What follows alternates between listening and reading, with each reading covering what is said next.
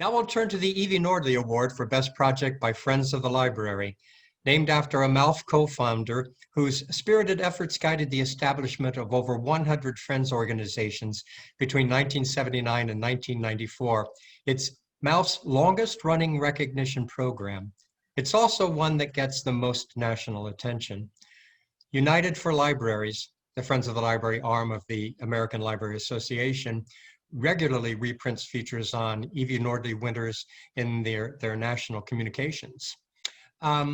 Each summer, MALF's judging panel places a high emphasis on innovation and replicability, and each of the three groups you're about to hear from scored high marks on both criteria. I hope that listening in leaves you all energized and inspired to do great things on behalf of your friends, even as COVID remains a part of our lives for the foreseeable future. I'll plant the seed early. Applications for the next cycle of Evie Nordley will open in January. Projects implemented anytime between January 1st, 2020 and June 18th, 2021 will be eligible for consideration.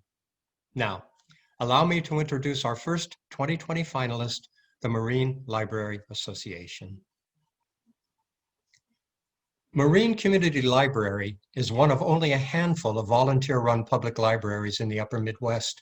While small in square footage and limited with its staffing, the Marine Community Library offers many of the services available at larger and more conventionally funded libraries, and some more creative offerings as well, as we shall see. Gail Knudsen and Jim Maher are prominent among the residents who regularly contribute their time and talents to the library's operations. In fact, Maher is currently chairperson of the association's board of directors. Providentially, both friends are also veterans of the radio world. After the heightening coronavirus panic brought normal operations to an abrupt halt in March, the pair decided to deploy their unique skills in service to the library. Ingeniously, Knudsen and Maher realized that you don't need FM airwaves, or even a true station, to pull off a successful radio show. With assistance from fellow friends, they hatched River Radio, named in homage to Marine's location along the St. Croix River. Let's hear from them.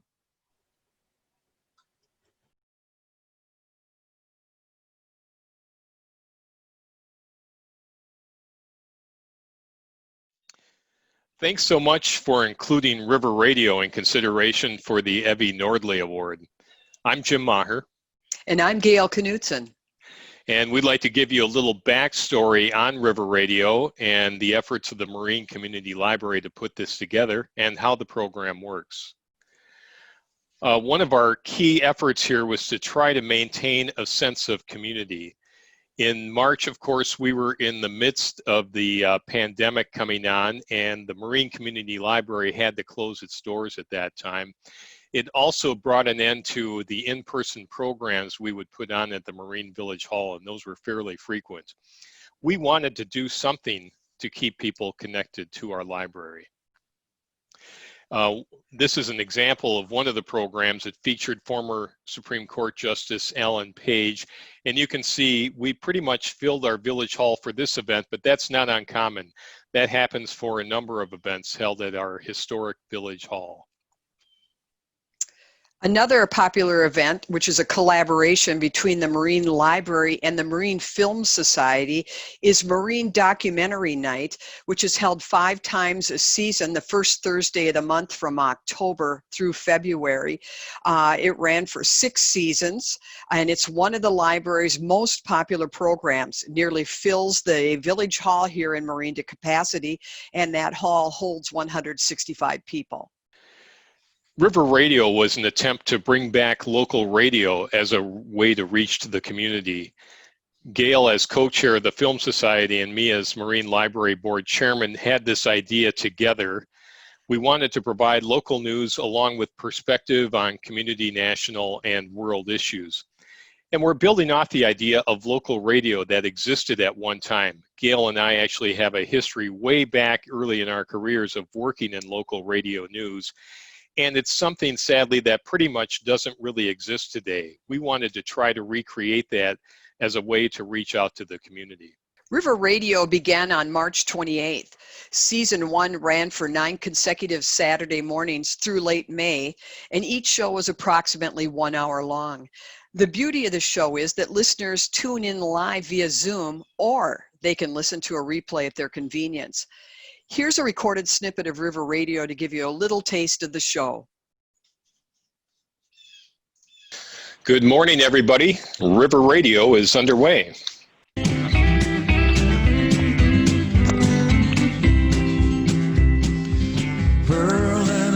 From our ultra-modern studios in the beautiful upper village of Marine on St. Croix, this is River Radio, a production of the Marine Community Library. I'm Jim Maher.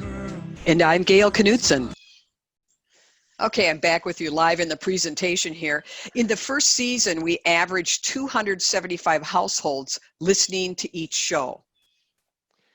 The local angle, of course, was a big part of what we wanted to do with the program. Much of our focus was on guests from the communities that our library primarily serves in Marine on St. Croix, Scandia, and May Township. Each show also included 2 local news segments, which were very popular with our audience. We also engaged the audience by incorporating poll questions into each program. For example, early on, before there was a mask requirement in this state, we did a poll question asking if people were regularly wearing a mask when they were out in public. We gather news from our communities and from Washington County. Updates on local businesses and organizations are particularly popular with our listeners. Now here's a sample of our news segment. We're going to have Lon Pardon from the Marine City Council talking to us soon about the Village Center Revitalization Project.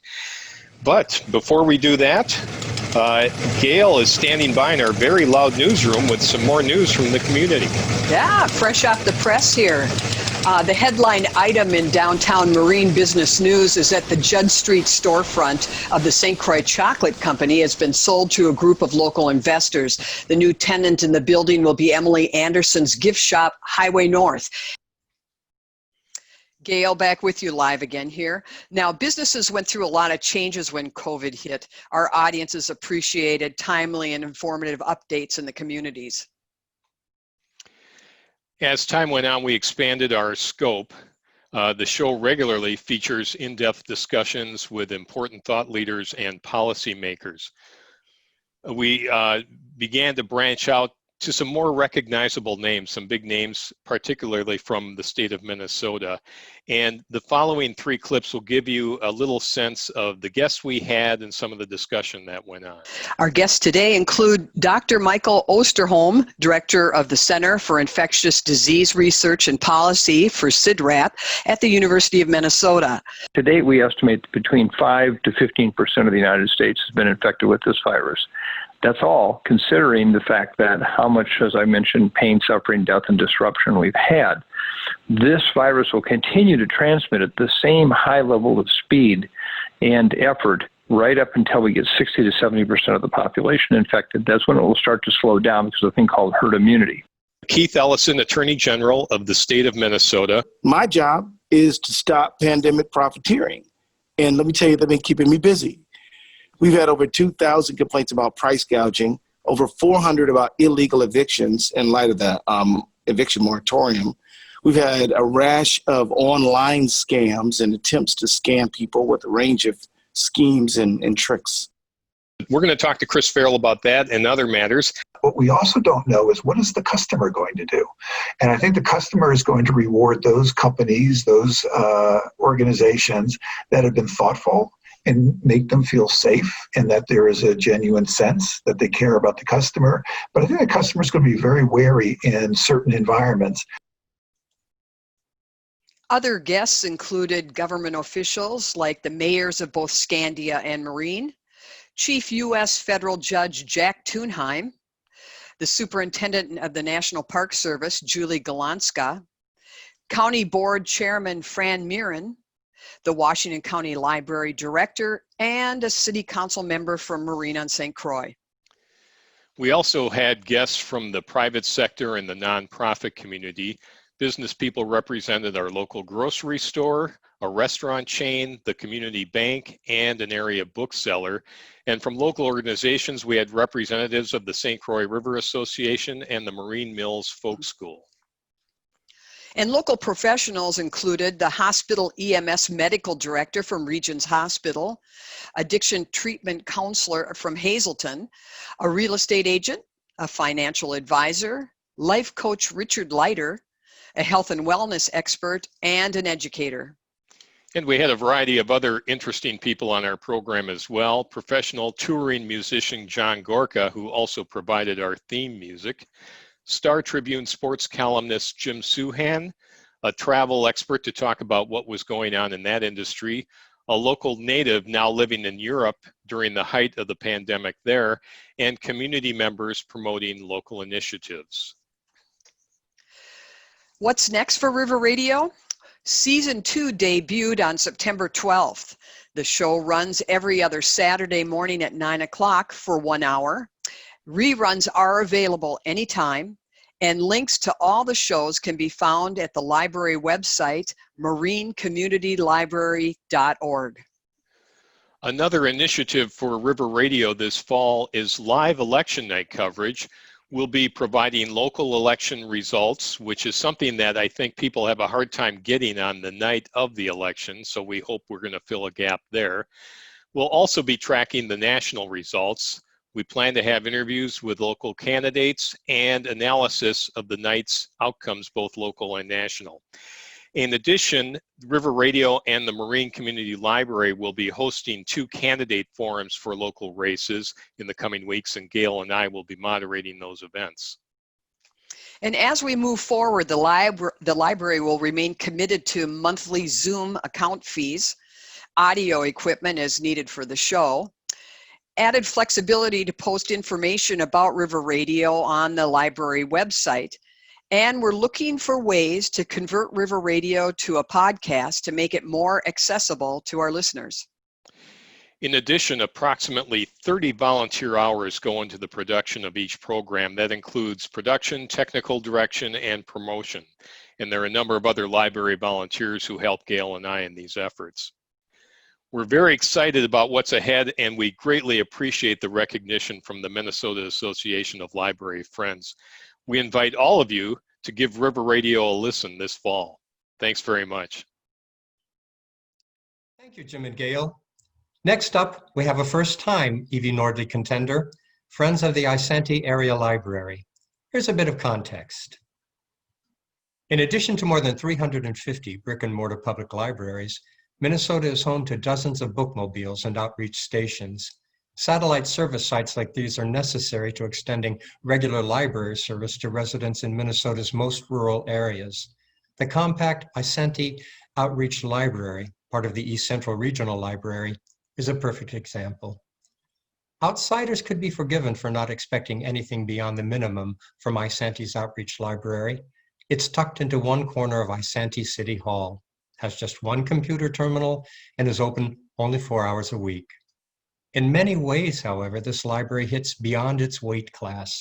The Friends of the Isanti Area Library and their periodic book sales are only one reason why. While book sales are, of course, a Friends fundraiser staple, I'm not aware of any before now that have been held in a bowling alley. It wasn't always this way. Lacking spaces within their modest library to organize and display materials, FIAL hosted their first couple of annual sales inside a member's home. Once the materials on offer approached 4,000, in a town of 5,200, mind you, this venue became untenable. Let's hear from Group President Susie McCune about what happened next.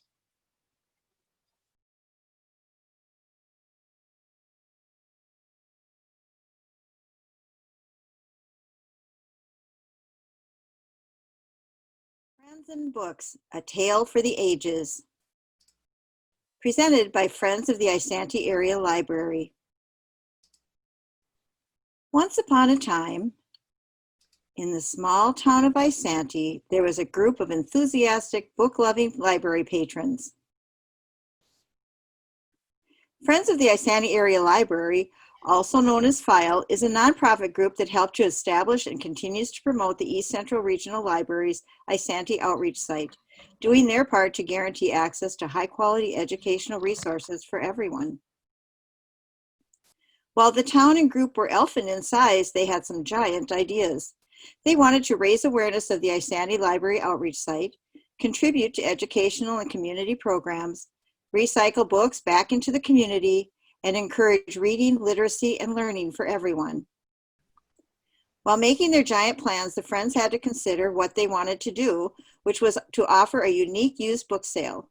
They also needed a space large enough to accommodate thousands of books and other media along with people. As always, their goal was to fulfill their mission. They proclaimed their sale using a wide range of communications, including their newsletter, monthly meetings, and public announcements. Friends and family were a priority as they spread the word. Ideas poured in to help them make their sale a success. All were appreciated and everyone was thanked for their suggestions. They reviewed their options and recalled their past experiences, then made their decision. Their book sale would raise money to support their outreach library and also recycle books back into their community, all to support literacy and learning. They realized that a detailed plan would be needed. The first step was to choose a date. After their book sale in February for I Love to Read Month, they had learned from experience to have the sale during warmer weather. The frigid temperatures during their February sale created many challenges, one of which affected posting the street signs announcing the sale location. Member Mike actually had to drill holes in the snow and ice to be able to place the signs. National Friends of Libraries Week is in October, so they selected that month for their next event. They identified the main steps needed to complete their journey: donations, planning, marketing, the main event, and completion.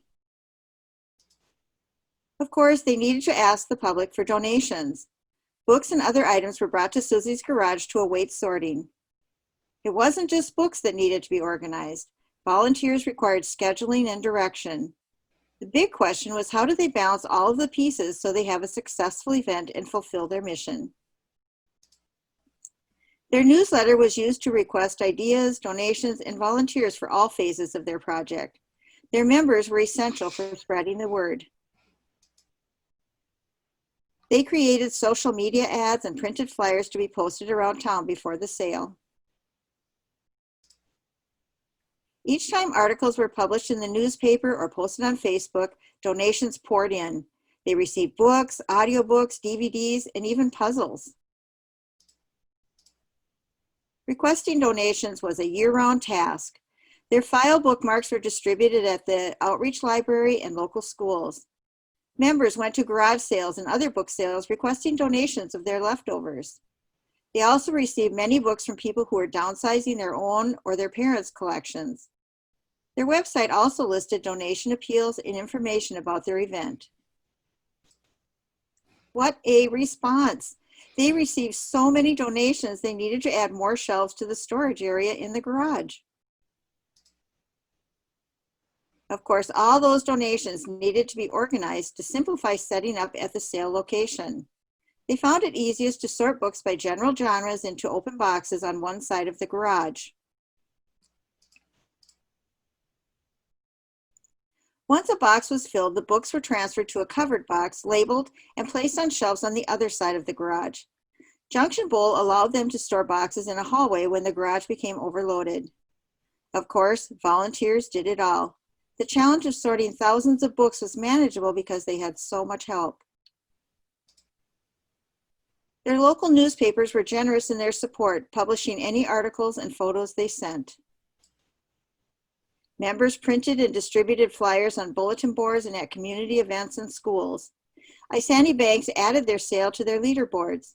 They were also listed on booksalefinder.com. The week of the sale was a busy one. Preparations started on Monday in order to be ready by Friday morning. Tables were arranged in the Junction Bowl banquet room for sale items and for their visiting authors. On Thursday evening, volunteers drove around town to place directional street signs. Many volunteers were needed for this part of the process. They had all ages helping them, including seniors and students from the Isanti Middle School. All boxes of books and supplies were transported from the garage, hallway, and member homes to the banquet room in Junction Bowl. Signs were posted with prices, genres, and membership information. Small bookshelves were brought in to add vertical display space on the tables. They had purchased several dozen bookends to keep everything neat. Acrylic sign displays on the tables designated the different genres. This attention to detail paid off since they heard many compliments on their orderly layout. During the sale, volunteers continued to straighten and organize items to make sure the areas looked appealing. Author tables were situated at the back of the room to allow shoppers to move around them easily. Feedback from authors was very positive, and they were eager to be invited to the next sale. Their hours were on Friday from 9 a.m. to 6 p.m. and Saturday from 9 a.m. to 3 p.m. Most hardcover and paperback books were priced at 25 cents each. They offered their buck-a-bag special from noon to 3 on Saturday. Shoppers could buy a Walmart-sized plastic bag and get whatever they could fit into it for just $8. This was a very popular option and helped to clear out even more of their inventory. Response was huge. There were even a few book resellers who lined up at the door when they opened so they could browse for the best items to put on their web pages or in a bookstore. They found that they needed at least 6 volunteers for this final step. All items were boxed and labeled for their future use. Some books were moved to their sale shelves at the Isanti Outreach Library. Assortment boxes were saved for each of the give and take shelves located in businesses and member yards. Many boxes were packed for donating to the Women's Prison Book Project in Minneapolis. Select tween books were given to the Isanti Middle School Media Center. Any other leftover books were sold to a bookstore in the cities.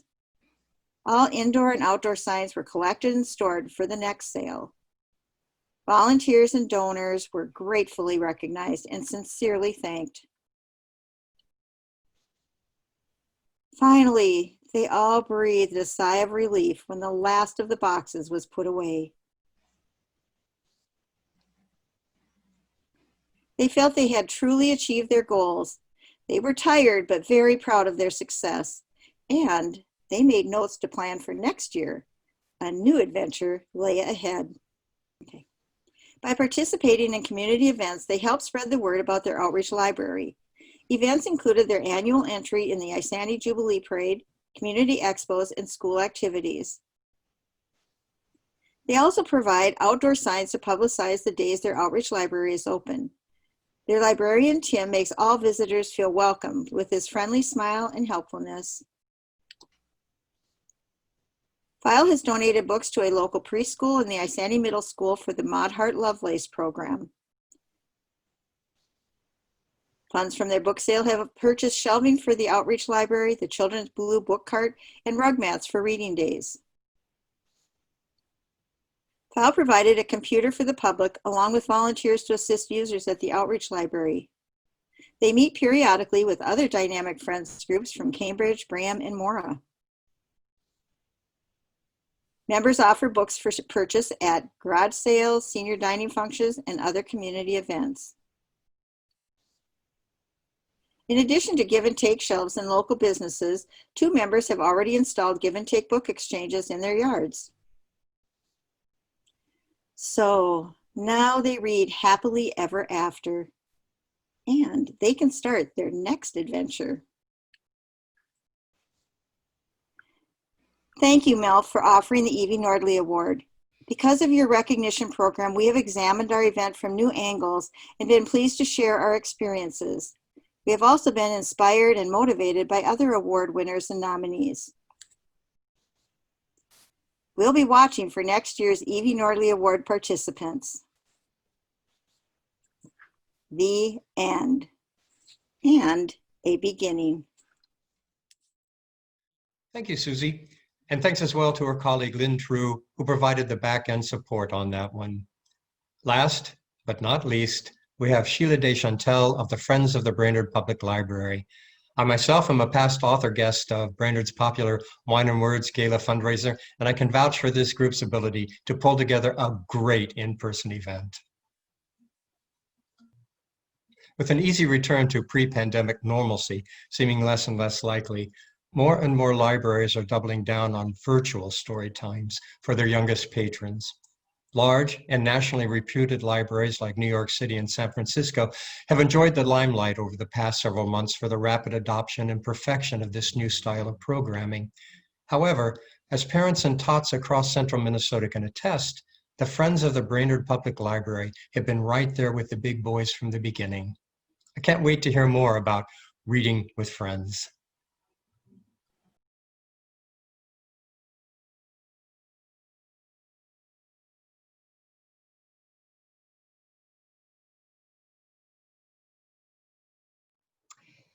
Hey everyone, this is Sheila DeChantel. I am president of the Friends of the Brainerd Public Library, and clearly we're trying something new this year. Just want to give a shout out to everybody watching. This is obviously a little different, but absolutely honored and humbled again to be a part of this, you know, a chance to win this great award, and even being a part of just the great group of friends out there. What we're going to be talking about today is a children's reading initiative that Friends of Brainerd Public Library came up with right at the start of COVID. And kind of what happened, I mean, what happened to all of us, as we know, is about mid-March, the world flipped on its head. And we just kind of had some concerns about things that our library was doing consistently, and what's kind of important during that time frame to our kids in our community. I mean, as we all know, everybody was just kind of, you know, schools were closing, we were making just decisions, and we were trying to think, how do we keep connected to our community and to the children of our community? So I started talking to our board, and I said, what if we created some sort of online version of our reading program that we offered at the library anyways for kids? We did it, at the time, we were doing it once a week on weekends for children. And that was mostly library led. That wasn't so much the Friends. And I was just trying to think of how to get everybody involved. So in my mind, it kind of started out as it was going to be just our board. I thought, let's get a few of us from the Friends board, maybe a couple highly active people on the Friends group, and perhaps there's a few of us that would just, you know, for a week or two, maybe read to kids. And it's just kind of funny how that started out, this little idea. And, you know, the board was like, that's a great idea, we should move forward with this, you know. And what was interesting is that this was right at the offset of COVID just becoming, you know, really real in the US, where things were changing rapidly. So we actually launched on March 23rd, was our very first one.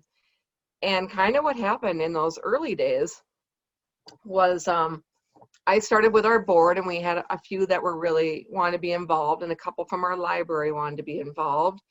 And then as I talked to a few of my friends, they loved the idea and they wanted to be a part of it. And then all of a sudden there was business owners that wanted to be a part of it. And it just kind of, we had business owners, we had the Chamber of Commerce, and we had people from our local newspaper. And it just all of a sudden went from, we're going to do this, I was thinking around 11:30 a.m. once a day, Monday through Friday, quickly changed to, okay, I have so many readers, I got to figure this out. So all of a sudden we went from May 23rd, and I just wrote this down earlier when we ended, it was May 2nd. So we wound up going almost 6 weeks, and we had so many readers, we went twice a day. So we were doing 11 in the morning and then 3 in the afternoon. So we had 2 readers a day. We went Monday through Saturday. And then occasionally, just because I felt that I didn't get as much reading time as I had planned on, I would just pop in and do a Sunday one as well. It was kind of funny. There was really no room for me. And I really wanted to take part. So I guess, you know, I'm talking a lot here, but it was just pretty amazing just to kind of show you a little bit. And just a lot of this, it kind of went from just local people to, it moved on to, like I said, businesses. And then from there, I thought, well, what if we got authors involved? How fun would that be? So then I started going through our brown bag author list, which is our, I think a lot of the friends groups do a lot of brown bag author at their libraries. I started going through some of those I'd really connected with, as well as kind of funny how everything links together. Wine and Words authors, because we just had year 8 of Wine and Words this year too, which is just another crazy story. But we had authors saying yes. So what I wanted to kind of show you today, I didn't have a lot of statistics other than what I'm going to verbally say, but I kind of wanted to just show you guys some pictures of what happened. So here's our graphic that we created for this. And it's called we called it the Reading Initiative. And just did this 11/3, Monday through Saturday. People could tune in anytime. And just the way publishing rights were at the time is that they had just kind of because of COVID, everybody got a pass that you could read other authors' works and you could do this. So we were all in compliance with everything. And then just asked people if they wanted to read, and we kind of chose children because that was who we were most concerned with, being home at COVID time, and then missing just that educational piece and just those early years of reading. And obviously parents still had things going on as well. So we really just wanted to make sure that, the kids had something, or maybe if the parents were just, trying to multitask with their kids home now, for 15, 20 minutes a day, they could give their kids some decent screen time and maybe see people they even knew in our community reading to them. So it was really, we just asked people to let us know the book ahead of time. Some, I said to kind of keep it, children's attention span, didn't want to go too long. So I told them to keep it at 10 minutes max. And so some of them read 2 books a day. And on that Reading Initiative page that I mentioned on our website, I list everybody who read, what time they read, and if I knew what they were reading ahead of time, I listed the book title as well. So that is all there for anyone to see. This picture here is my friend Amy. She is a friend of the library, and she read this great book, and she actually dressed up as a beetle, if you can see what she's wearing there. So people really kind of got into it. And some dressed up, and we had one guy who was a UPS driver. He really had a lot of fun with it. He was so busy, but on Saturdays, he would do things like if he read about a tractor, he would be on a tractor. And he became just almost like a fan favorite. Like the kids really loved that. This is Jenny Hill. She is our head librarian at the Brainerd Public Library, and she got involved. And yeah, it was just really fun. And people could be anywhere that they wanted to be. This is my friend Farah. This is Laurel Applegate, and this is actually her book that she's reading. She is an author that I met when I was spending time in New York at the book expos. And this was really fun that she read, and she kind of explains at the beginning of her reading. We've got Jocelyn Jackson here, and then we also have Frank Weber. Jocelyn, I think, is out of New Jersey, and Frank Weber is a local author. But he read with his granddaughter, and it was really fun. So kind of just showing you some samples here of our readers. This is Krista Sukop. She owns Blue Cottage Agency locally, which is a publishing agency. She read several times. And here we've got a mix of some authors reading as well. And my friend Holly here read several times. She is the head of Brainerd Community Action, and she read with her dog. So we just had a lot of fun. People did it differently, just great. Matt Killian is here. He is the head of our Chamber of Commerce. But yeah, local authors. And so here's the whole group. Every week, what I did was, this is actually, if you go on the Friends of the Brainerd Public Library Facebook page, this is now our header. It makes me a little emotional to even look at it, because this is our community that really stood up and read, and there's the link right below there, and did this for the kids.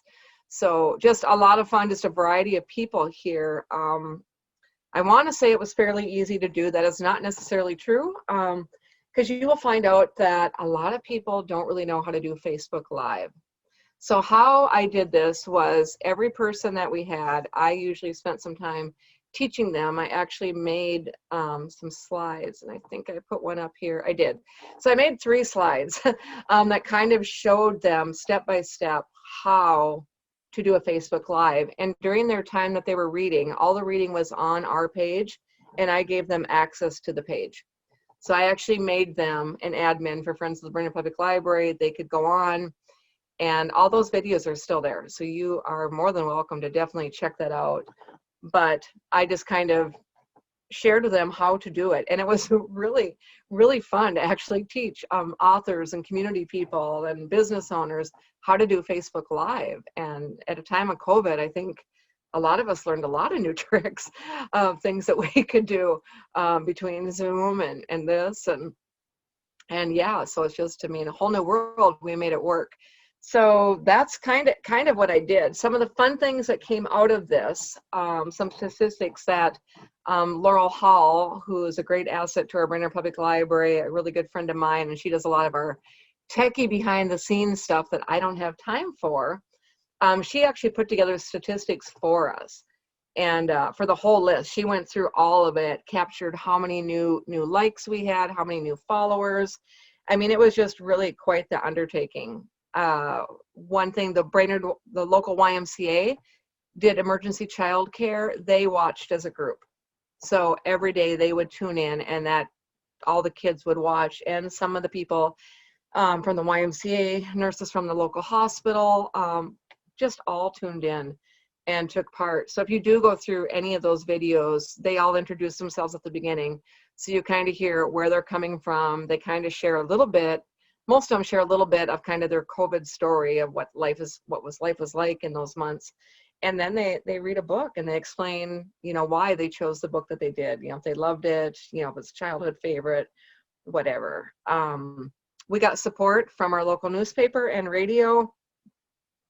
Costs for us was nothing. We spent no money on this at all. It was basically just my time of teaching. I spent the first 3 weeks of COVID laid off. So that's when this began. And then I went back to work, but I have a great boss who lets me do things like this. So I still just kept it going. And it was really just a lot of fun to do. So here is some overall statistics. We started on March 23rd. We went through May 2nd of 2020. We had 45 unique readers. And we started our friends page with 543 likes and 600 followers. And by that May 2nd date, we had 935 page likes and 1,063 followers. We picked up a lot of people. It got a lot of attention. And in the end, thanks to Laurel and her mad skills, she went through all of them that watched it live or watched it later on. And it had overall, all our videos had 27,881 unique views of all our videos. And like I said, you can find them on the Friends of the Brainerd Public Library Facebook page. They are still there. And we're just in awe of our community and everyone that was involved. And I just think overall, the purpose, obviously, one of our big initiatives always in our community is just connection. It's not always about finding all the ideas that make money or, you know, or the big wins. I mean, that's obviously nice. And as libraries and friends of the library, we certainly know that's important. But I think it's also important to make connections. And that's really what this particular initiative was about, was just, we really connected our community. A lot more people became aware of the Friends of the Brainerd Public Library. We drew a lot of attention from different areas. And obviously some of our authors like Jocelyn Jackson, Heather Gutenkopf, I'm just trying to think of everybody who read, they were in different states, so they were promoting it too and promoting our page and encouraging their people to come and watch too. So it just really became just kind of a fun thing to do, and obviously some hard times. So I don't know what else I can say about that other than thank you everyone that felt this was a worthy cause and felt it worthy of. Definitely we love being a part of this award. We love submitting and seeing what happens. and our group especially loves doing new things and coming up with new ideas. So this was really fun to do. And anybody that ever has any questions or wants to know anything that we're doing, I'm always happy to share ideas, because that's what we're all about, is just strengthening Friends as a whole across our state. So you can find my contact information actually on our website. Feel free to call or email me anytime if you have questions on anything that we're doing in Brainerd. But thank you. I think that's all I have. Thanks again to Jim, Gail, Susie, and Sheila for sharing their stories. Now, for the moment of truth. Second place and a $500 prize goes to Marine Library Association. Congratulations. Here's a fun fact about your runner-up. The historic Marine Village Hall in Marine-on-St. Croix, which houses the library, is Minnesota's oldest public facility of its kind still used for governmental purposes. Our winner and the recipient of $1,000 and a custom plaque is Friends of the Brainerd Public Library. Congratulations! Here's a fun fact about the Friends in Brainerd.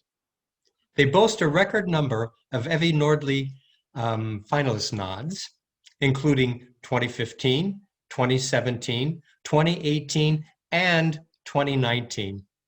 They also won gold back in 2014. Malf will have the plaque and other materials to you soon. Thanks again to the Friends of the Isanti Area Library, who will also be receiving a monetary prize from Malf in the next week or so. And all of our presenters today also get a personalized copy of my newest novel, This Tender Land. Thanks everyone for being with us this morning. I hope you have a great gathering for the rest of your time here. And until I have a chance to see you all in person, stay safe, stay well, stay hopeful.